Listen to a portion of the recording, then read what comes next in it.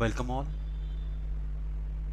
As we know that from 2025 R1 version of ANSYS, it has become mandatory to learn ANSYS discovery for geometry cleanup because space claim has been removed from the ANSYS 2025 R1 version, and onwards one has to use only a discovery for the same.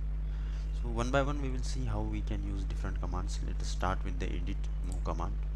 Now this HUD will appear on the right side. You will see the options.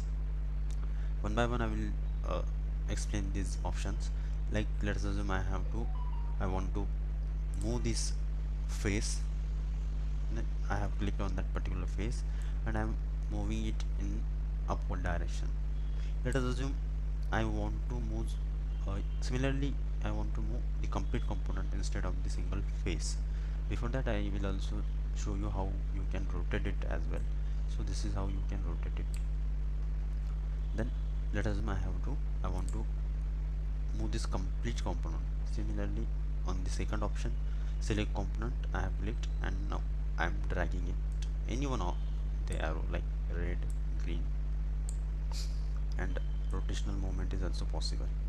You can also type the angle by which you want to rotate. Similarly, if I want to move my complete assembly along a particular trajectory, you can see here is one trajectory, so I will go to the move along trajectory. Now I have to select this trajectory like this, and you can check here I am now clicking on this arrow. Now my component or body is moving along that trajectory. This is all about move command. In next video we will see the remaining commands. Thank you.